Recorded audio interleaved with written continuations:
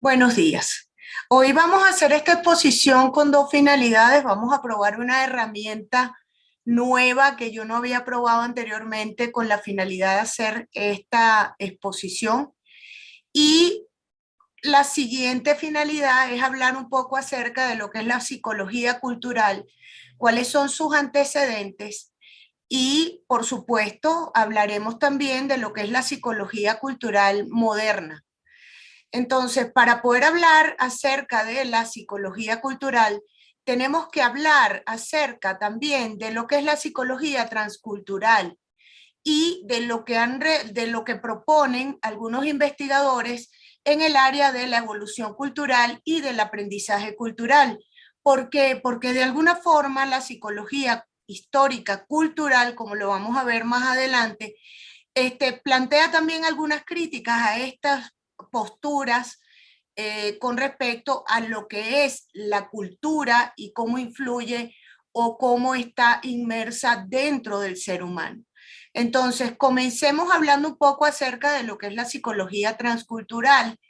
Ella mira la cultura como una causa, donde las características humanas son variables dependientes de esa cultura.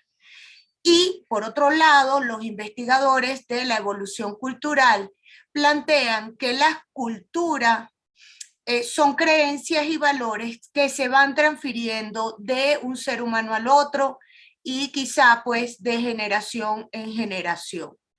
Ahora, la psicología cultural dentro de su planteamiento habla y propone que la cultura forma parte del componente del funcionamiento psicológico del ser humano, donde la biología, la antropología, la cultura son funciones psicológicas y no solamente son factores que influyen o factores que están fuera o externos a esa función psicológica. Entonces, ellos plantean que la cultura, a su vez, es la mediación entre el hombre y su entorno y está conformado también por el lenguaje y las instituciones como un nicho ambiental, donde los artefactos, las herramientas, los signos construidos de forma cultural median la actividad, pero también median la relación entre los seres humanos. Estos postulados provienen de algo, del círculo vygotsquiano, que está formado por tres teóricos, tres autores de gran importancia dentro de todo lo que es la psicología cultural. Comenzamos con Lev Vygotsky, luego Alexander Luria y Alexis Leontiev.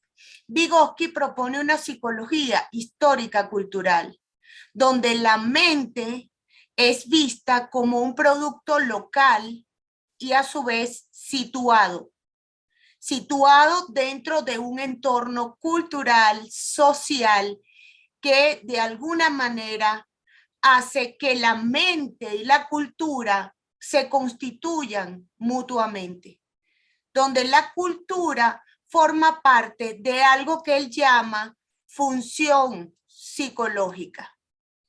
¿Ok? Ya vamos a profundizar un poquito más acerca de lo que son las funciones psicológicas para Vygotsky. La historia está conformada no solamente por un periodo histórico, es decir, por el paso del tiempo, sino que está conformado por los conceptos que a su vez se van originando o creando dentro de ese tiempo histórico. Entonces, él se opone con estos conceptos o con estos postulados a algo que él llamó el dualismo ontológico de la psicología tradicional y realizó una crítica importante porque esa psicología tradicional consideraba que por un lado estaba la parte mental, ¿verdad? Y por otro, la parte material. ¿Por qué? Porque ellos pensaban o ellos afirman que la mente opera bajo ciertas leyes naturales. Y eso de alguna forma universaliza los procesos mentales o los procesos cognitivos.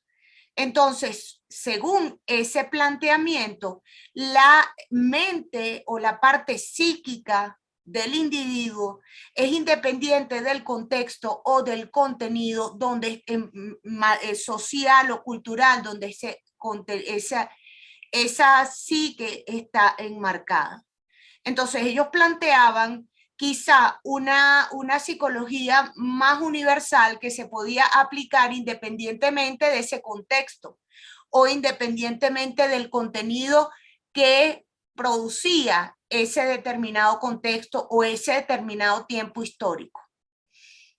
¿Qué sucede con esto? Vygotsky toma del materialismo algunos conceptos como la conciencia como un fenómeno material, donde la conciencia tiene mucho que ver con nuestra forma de vivir el mundo. Y habla de funciones psicológicas en las cuales se encuentran como un sistema la memoria, la percepción, la emoción y la razón. Entonces ellos plantean una historia no individual, sino una historia social y humana, donde el tiempo histórico también contiene una cantidad de conceptualizaciones, una cantidad de inferencias que están inmersas dentro de esas funciones psicológicas.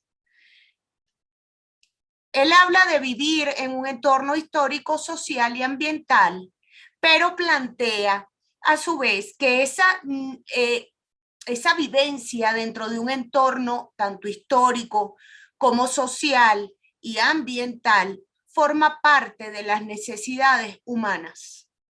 Y esto es uno de los aportes más importantes de Vygotsky. La posibilidad de ver al ser humano no solamente como un ser social, sino también como un ser natural social. Es decir, ya ese dualismo ontológico donde lo social está externo a mí y lo mental está dentro de mí, ya no es visto como algo, no es visto de esa manera, no es visto de manera dual, sino como algo que forma parte de la misma función psicológica del ser humano. Entonces, dentro de esas funciones psicológicas que propone Vygotsky, están las inferiores y están las superiores. Y aquí hay una investigación que él realizó que a mí me parece particularmente muy importante y muy interesante. Y me hace preguntarme también, me produce como un cuestionamiento en tiempo presente. ¿Por qué? Porque él hizo una investigación con niños que tenían déficits. Y él descubrió dentro de esas prácticas o hace la propuesta a partir de su experiencia y los resultados de su investigación, que los déficits en el ser humano son producidos por la sociedad. Y esto es algo para mí maravilloso. ¿Por qué? Porque él planteaba que el que tenía un déficit no era el niño con deficiencia. Él trabajó con niños ciegos, con niños sordos. Y él hablaba de que no era el niño el que tenía deficiencias, sino que era la parte social, la sociedad, la que tenía las deficiencias para para esos niños. Entonces, un cambio de paradigma realmente importante y que considero que que debería estarse aplicando en tiempo presente. Él formó escuelas experimentales donde esa adecuación del entorno para esos niños con déficit se dio y tuvieron un gran éxito en su época. Acuérdense que estamos hablando de una persona que vivió entre el año 1896 y el año 1934. Y a pesar del éxito tan grande que tuvo esas escuelas experimentales, donde se modificaba y se adecuaba el entorno para el tratamiento con esas personas con déficit, el trabajo fue con niños, pues a pesar de ese éxito que se tuvo, pues Es como que si no se hubiese quedado la cosa allí y pudiese seguir o continuarse las investigaciones en ese sentido. ¿Por qué? Porque al cambiar de enfoque, cuando tú cambias de enfoque y miras al ser humano desde una nueva perspectiva, entonces tu forma de tratamiento es completamente diferente. Por eso es que los enfoques dentro de la psicología, a mi juicio, son una de las cosas más importantes porque te permiten, son los que te llevan a mirar al ser humano de una manera distinta. Acuérdate que como tú miras, la forma en que tú percibes a otro ser, también eh, es lo que hace o lo que de alguna manera dirige tu manera de tratarlo, tu manera de abordar ese problema. Entonces, bueno, continuemos con los planteamientos de Alexander Luria, que fue uno de los que trabajó dentro de lo que llamamos el círculo vygotsquiano. Alexander Luria plantea que efectivamente se tienen funciones psicológicas y que esas funciones psicológicas son diferentes a las regiones cerebrales. Él habló de sistemas funcionales y también apoyó la teoría de Vygotsky que hablaba de esas funciones psicológicas superiores, de las cuales ya había comentado. Pero él agrega que dentro de esas funciones, el uso de artefactos dentro de una cultura genera a su vez ciertas demandas cognitivas que hacen que son las que de alguna forma esas demandas cognitivas plantean las diferencias culturales. ¿Por qué? Porque dentro de las investigaciones él descubrió que las demandas cognitivas producían una transformación dentro de la parte cerebral a nivel de estructura, a nivel funcional y a nivel de redes complejas. Entonces, fíjate tú que si hablamos de una separación entre lo biológico y lo mental, y es lo cultural e incluso en la utilización de artefactos dentro de una determinada cultura o dentro de tu cotidianidad, genera a su vez una transformación cerebral, entonces podemos entender que el dualismo entre lo que es la parte biológica y lo que es la parte psicológica no es del todo certero. ¿Por qué? Porque la parte ambiental, la parte cultural puede generar o producir dentro de un individuo transformaciones dentro de lo que es la parte cerebral. Yo recuerdo haber visto hace poco un programa donde hablaban de los cambios y las transformaciones cerebrales que se producían en las personas que lograban hablar varios idiomas. Entonces esas personas desarrollan una transformación dentro de lo que es la parte cerebral y desarrollan ciertas áreas del cerebro que tienen que ver con esa adquisición de varios idiomas. Igual que los deportistas, igual que aquellas personas que trabajan con el arte, al utilizar más una parte del cerebro, pues generan o producen ciertas transformaciones dentro de la estructura cerebral, dentro de la parte funcional y dentro de lo que se llaman redes complejas.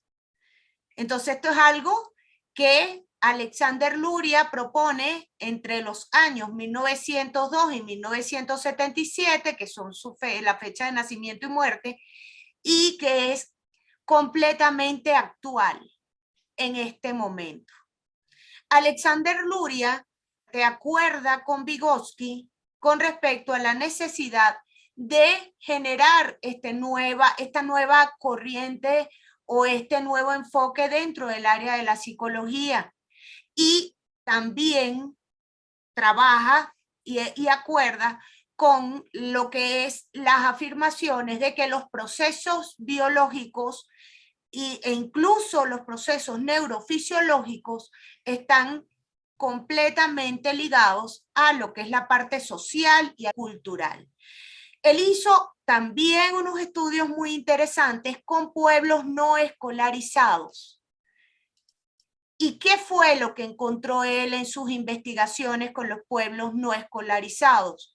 Pues que el desarrollo cultural influía directamente en la parte cognitiva del individuo, en la percepción, en la memoria y en el conocimiento. Fíjate que esa parte cognitiva también está de alguna manera, si lo vemos como una función psicológica, de alguna manera hay una mediación allí entre lo que es la parte cultural, social y la memoria, la percepción y el conocimiento. Él también trabajó con gemelos idénticos dentro del desarrollo y se dio cuenta que si bien es cierto que hay una genética, también hay una parte cultural que está ligada con el funcionamiento psicológico. Uno de los aportes más grandes y trascendentales a mi juicio de este autor fue que él trabajó con soldados y soldados que tenían o presentaban lesiones neurológicas. Y gracias a estas investigaciones, pues, se da origen a lo que conocemos actualmente como neuropsicología. Ahora tenemos a Alexis Leontief, que plantea lo siguiente. Él plantea que la psicología, para poder hablar de una psicología de la cultura, también hay que tomar en cuenta la actividad que se desarrolla dentro del entorno social y desarrolla lo que conocemos como la teoría de la actividad. Él habla dentro de esa teoría de un sistema de actividad donde hay diferentes niveles de análisis. Tenemos el primer nivel de actividad, que es el nivel general, donde están las motivaciones, es decir, lo que me motiva a mí para realizar una determinada actividad. Luego tenemos el segundo nivel de análisis, donde están las acciones. Ahora, estas acciones están guiadas por ciertos objetivos. Fíjate tú que en el primer nivel tenemos la motivación, lo que te lleva a generar una acción. Pero ese segundo nivel, que es donde están las acciones como tal, está guiada por los objetivos, con lo que yo quiero conseguir con esa acción determinada. Y luego nos plantea que hay un tercer nivel, que es el nivel de las operaciones. Y en ese nivel es que yo veo cuáles son los medios que yo tengo o con los que yo cuento para lograr esos determinados objetivos. Él también plantea la conciencia como parte de un sistema de funciones psicológicas y afirma que la actividad del hombre constituye la sustancia de su conciencia. La teoría de la actividad histórica en el año 2002, teoría de la actividad histórica cultural, y habla o hace una fusión entre lo que es la psicología cultural y la teoría de la actividad. Bueno, hasta aquí pudimos abordar lo que es el círculo vygotsquiano.